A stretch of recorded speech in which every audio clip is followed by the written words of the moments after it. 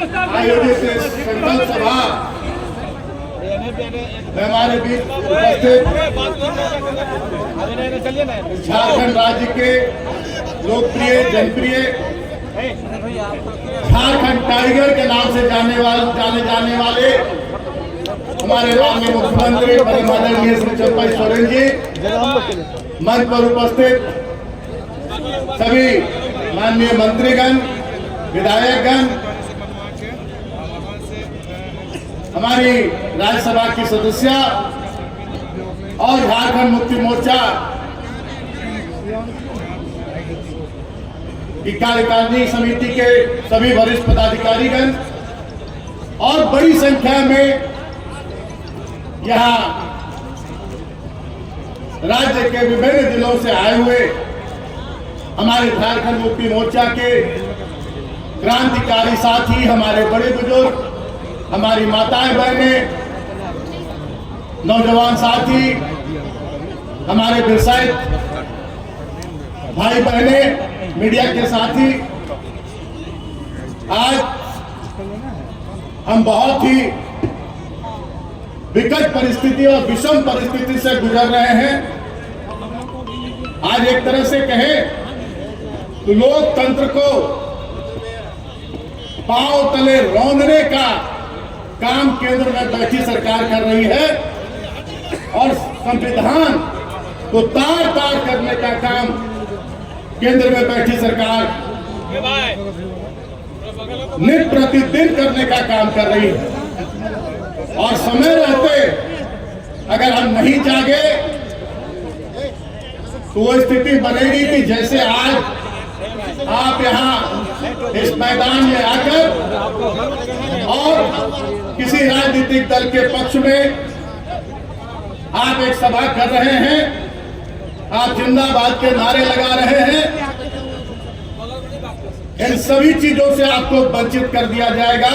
और ये बात आप गांठ बांध कर रख लीजिएगा कि आज इस पुराने विधानसभा के प्रांगण से हमने ये बात कही है, जिस रास्ते पर आज जा रहे हैं, आज हमारे बोलने की आजादी छीनी जा रही है।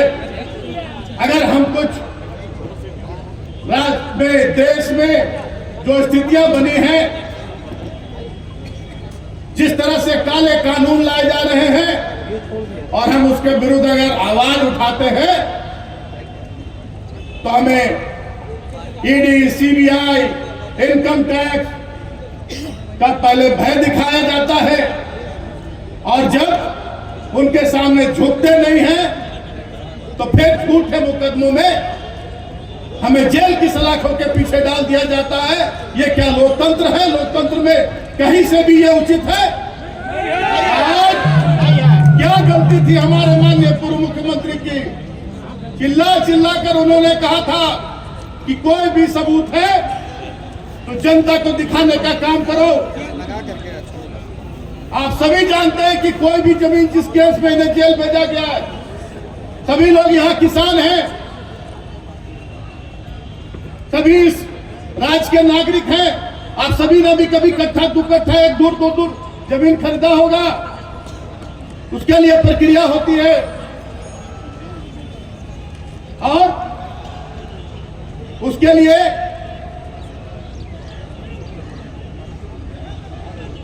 आपको स्टाम्प निकालना पड़ता है, रजिस्ट्री करवाना पड़ता है, म्यूटेशन होता है, तब आपके नाम से वो जमीन होती है।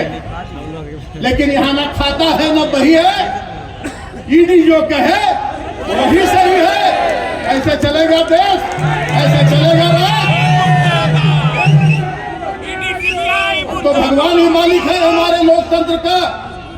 कल 10 आदमी खड़ा होके आप कहिए हम झारखंड से भेजते हमारे झारखंड मुक्ति मोर्चा के हमारे सिपाहियों को, और हम लाल किले पर खड़ा होकर कहेंगे जोर जोर से चिल्ला के कि लाल किला देश के प्रधानमंत्री नरेंद्र मोदी का है हिम्मत ईडी में उठाकर जेल में बंद कर दो।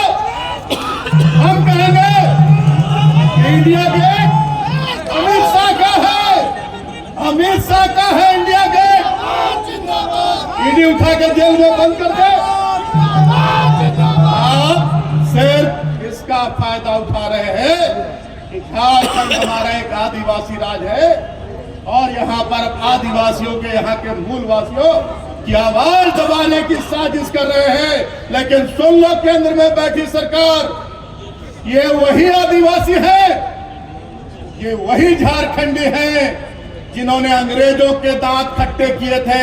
अंग्रेजों के विरुद्ध अगर पहला बिगुल फूका गया था तो वो संथाल से फूका गया था, और आपने संथाल को छेड़ने का, संथालियों को, यहाँ के आदिवासियों मूलवासियों को छेड़ने की गलती की है।